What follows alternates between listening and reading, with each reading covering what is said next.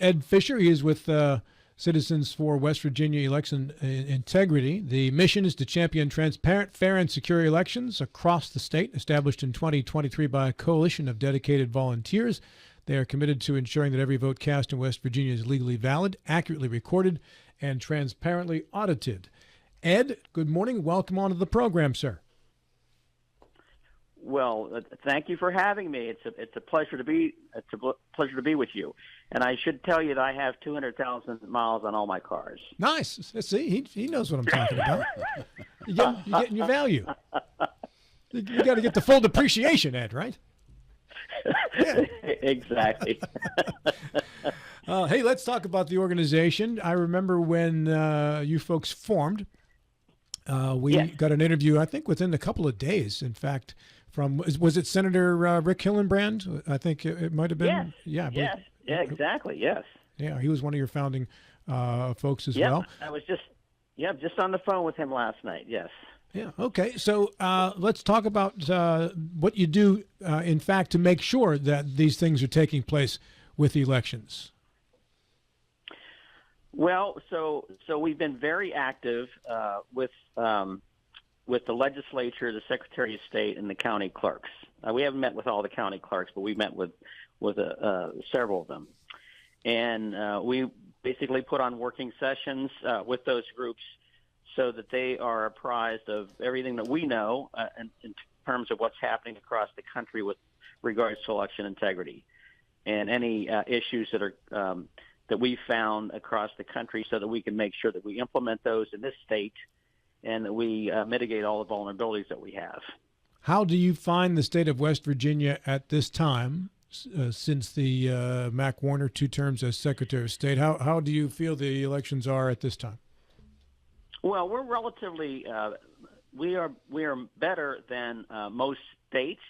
However, in heritage rankings, Tennessee's number 1. We're in the 30-31 range. So we still have work to do, but we have a lot of good rules and legislation here in this state. But we also continue to have vulnerabilities that we need to plug and make sure that we take care of. What are some of those vulnerabilities, Ed?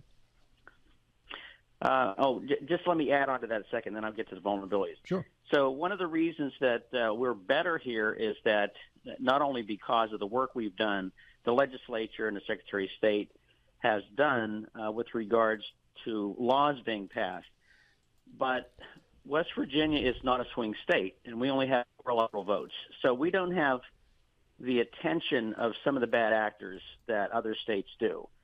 So it's my feeling and our group's feeling that if we were in a situation where we were a swing state, we had 20 electoral votes, we would have much more attention, and that's why we're so intent on working on these vulnerabilities and making sure that those are mitigated.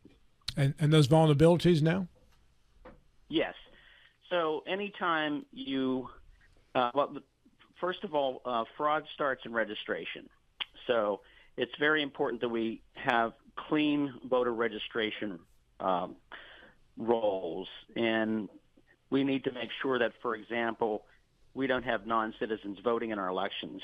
So we're supporting a new House Bill 13 that basically will make sure that that non-citizens cannot vote. It'll prohibit that within West Virginia. And that's what we were working with last night to make sure we had the evidence to support that in our Judiciary Committee. Is there much of that going on in West Virginia? Well, we in discussions with some of the county clerks, we did encounter some non-citizens that tried to get into the system, but those were, fortunately, as far as we know, those were turned away. All right. Are there other vulnerabilities that you've identified? Yeah. Oh, and by the way, with regards to registration, we have started a registration audit center, and so we have subscribed to the West Virginia registration database and voter history, and so we will be working with national organizations to identify any registrations that that are suspicious and need to be examined, if not challenged. So that's an active an active area that we're participating in. Other vulnerabilities are anytime you have anywhere in the system that fraud can occur, then that's a vulnerability, right? I mean, anytime you have machines in an election or the possibility of any interaction on the internet, on the cellular networks, that's a potential area for that has to be mitigated, right? And so that's a vulnerability. There are also vulnerabilities with regards to campaign finance that they're pretty well known across the country. There are vulnerabilities anytime you have thumb drives that are transported from the precinct to the county. It's important that we make sure those vulnerabilities are mitigated. And so we're actively working on those areas to try to establish legislation to help with mitigating those vulnerabilities. Mac Warner told me that, and I verified it through our local person, Gary Wine, that none of the machines are tied to the internet in West Virginia. Is that not accurate? Well, certainly on the network there are, registration, for example, those machines are on the network. The voter registration lists are on the network. Yes, okay. Yeah, because if you'll notice, they're interacting with the vendor that we have, Citrix. But the voting machines themselves, when I go to vote in the election, the voting machine I use is not tied to the internet, correct? Well, we certainly hope not. Okay, but they have been proven to be on the internet in other states. So those are possibilities, and those are things that we're actively working with the legislature and the Secretary of State to make sure that that's not an issue. For example, examining election machines to make sure there aren't any modems in them. Most election machines are modem capable, but in West Virginia, they're not allowed to have those modems. And so that's important. But there are also cellular networks that could be invoked. We just want to make sure that there's no chance for hacking. That's where we come from. Bill? Good morning, Ed. Thanks for joining us this morning. When we mention election integrity, everybody endorses the fact we need election integrity, no question at all. It comes about what we mean by election integrity. You've mentioned the Heritage Foundation, and I'm looking at your web page, and Heritage Foundation is mentioned several times. Heritage Foundation is a very conservative organization. So a lot of folks feel that the definition of election integrity by the Heritage Foundation is a very restrictive election, that only a certain type of folks get through this filter. I don't think that's exactly what you're saying, but that is a perception. How do you get past this thing of the definition of what election integrity is? And one other thing, it says that election integrity says that West Virginia is 31st in the nation as far as election integrity. And yet we are a red state. We kind of toe the conservative line. That's a pretty striking number as defined by the Heritage Foundation. Yes, that's right. And you can argue with the various metrics that they use. And again, our state is relative to other states is in pretty good shape. I mean, we don't mail out mail-in ballots, for example. That's just asking for fraud, and they still do that in places like Oregon, the West Coast, and another number of other states. So those things are good. We're trying to nail down citizenship for voting, but again, you still have people that are against that, right? They want non-citizens to vote. So we're very much for prohibiting non-citizens from voting. Excuse me a second. Excuse me just 1 second. Non-citizens for voting. I do not believe any state allows a non-citizen to vote for a presidential election. They do allow non-citizens to vote for local elections. Why should West Virginia be concerned with what another state does for the local elections? Would you say why should West Virginia be concerned? Because it's the presidential election has not been impacted. Well, we hope not, right? But any time there are people in the country that do want non-citizens to vote. We've just been invaded by many millions of non-citizens across our southern and northern borders, right, over the past several years. And so, what is the reason for that? Well, some speculate the reason for our open borders policy over the past several years has been to add voters and to reduce wages. Now, you may or may not believe that, but certainly there's an active group that wants non-citizens to vote, and we already have non-citizens counted in our census.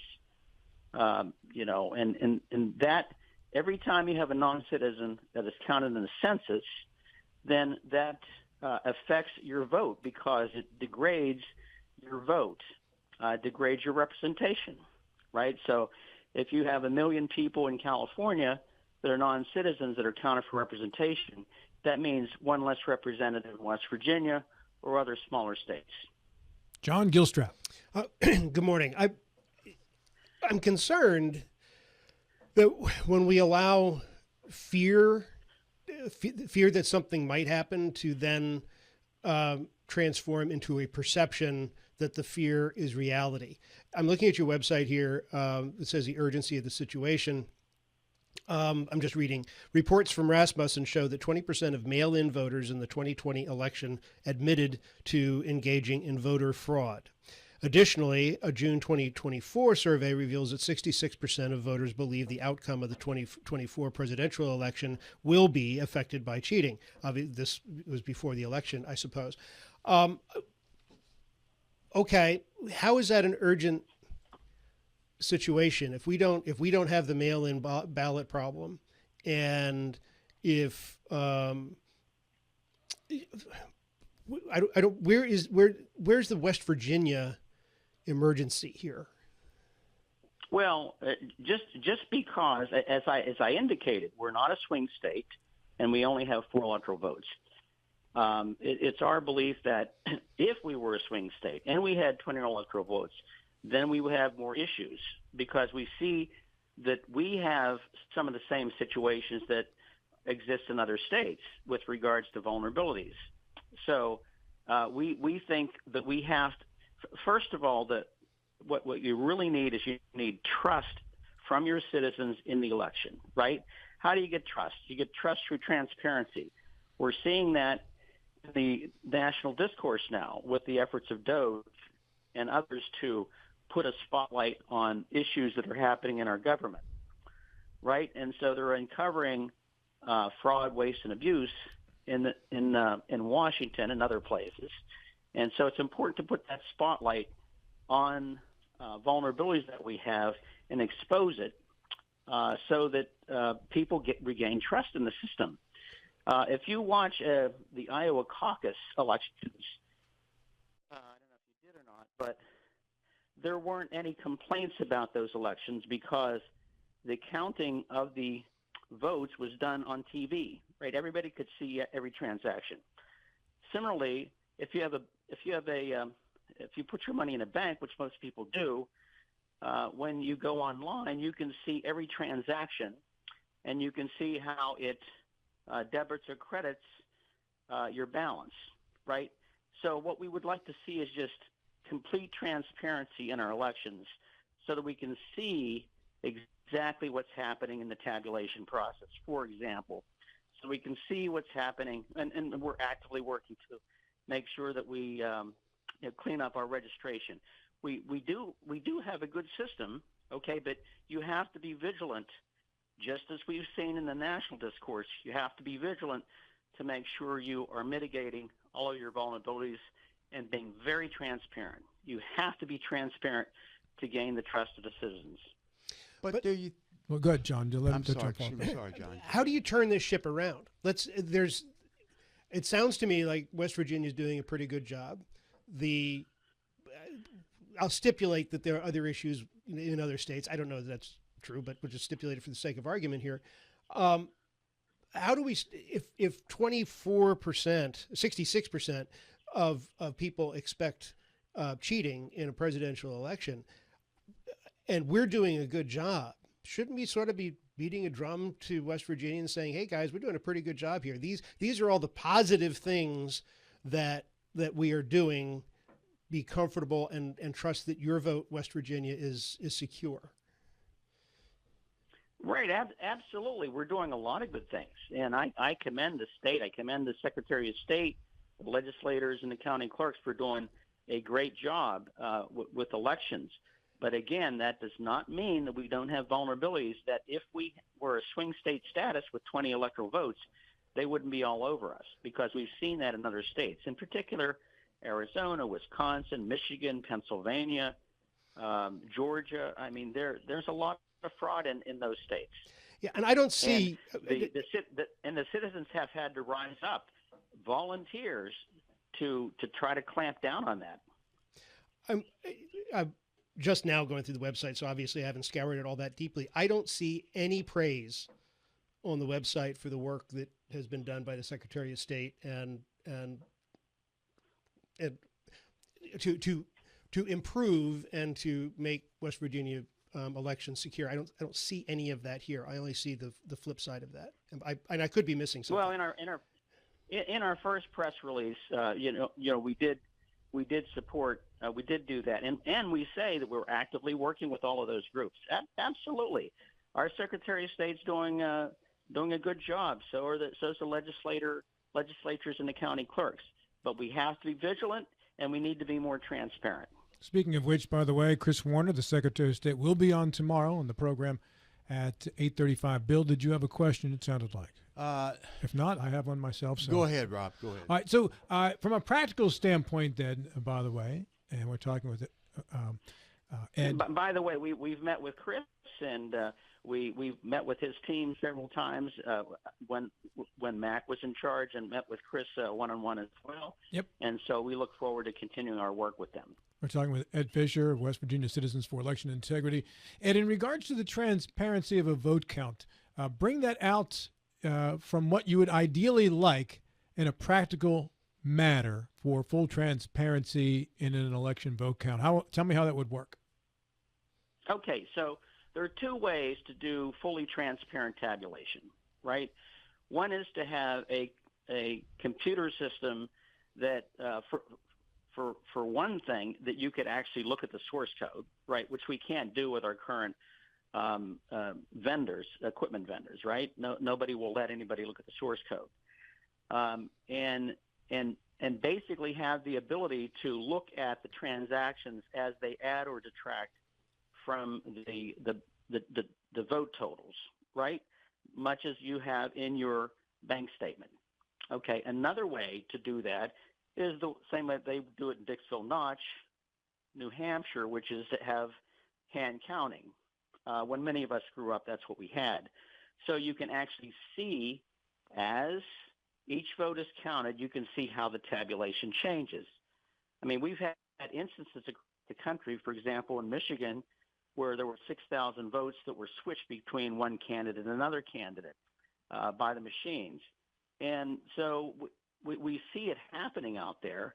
And so we need to use one of those two methods to make sure that our vote counting and tabulation is fully transparent, because that really will increase the trust of the citizens in the voting system. But don't we do that in effect after the vote when we have the canvass? The county commissioners take a random number of votes and in effect hand tabulate to ensure that the computer number is what the paper ballot shows. Don't we do this already? We absolutely do a 1 or 2% hand canvass. Okay, but that's a sample, right? But so we want to see statistically, if there's a problem, it would be picked up. If there's a systematic problem, it'd be picked up. Well, in theory, that's true. Okay, but if your bank just did a 1% sample on your money, you wouldn't be satisfied. Or 1% interest, for that matter, Bill. Just trying to bring some levity to the conversation. That's all. You want to see every transaction and make sure it's correct. And when it comes to your money, you insist on transparency. Okay, we have to do the same thing in our election processes, because the election process is the most important thing in this country. And anybody who has been through the last several years can understand that. Who we elect into our offices means everything. The difference between, the last 4 years and the last month has been incredible, and that's all because of an election process. Ed, let's talk about a hand count for elections on a national election where you have 180 million or 150 million ballots cast. Is it possible to do a transparent hand count quickly enough to get a result in a reasonable period of time? Well, many countries do it. Argentina did $30 million 30 million votes in one night. Okay, Argentina did that, and as a result, they have Javier Milei, who has just totally improved that country. I mean, that country was. But that's 30 million. We have 100 and I think the last election there was 170 million people voted. And what we saw in Florida in 2000, it took weeks and weeks. You'll hang in check. It doesn't matter how many that you are. What matters is the structure in which you do it. As long as you have precincts of less than 1,000 people each, then counting can happen in a precinct, right? So it's just a matter of it's divide and conquer, right? You divide it into manageable pieces, and then you make counts at those local levels, and then you subtotal them up. About a minute left here. If you have a final question, it needs to be a quick one, John. No, it's at some point you have to trust somebody. It's if you're going to be doing the hand counting at 1,000-person precincts, who's to say that Charlie in seat 3 isn't deliberately miscounting the votes? I mean, sooner or later, this voting comes down to trust, and you got to trust somebody in the process. No, absolutely, that's true. And the issue when I grew up, I'm sure there were the same issues. I grew up in Pennsylvania, and there were still issues in some of the cities, right, with regards to that. However, the issues were very small. They were one person or two people, whatever. You didn't have the situation where you had some hacker in Beijing who could affect votes across, thousands or millions of voters. Ed, on that note, I'm out of time. I got to roll. Okay. I appreciate your flexibility in doing the 9 o'clock slot today. Thank you kindly, sir. It's been a pleasure. Thank you for the time. I appreciate it very much. Have a wonderful day. Thanks, Ed.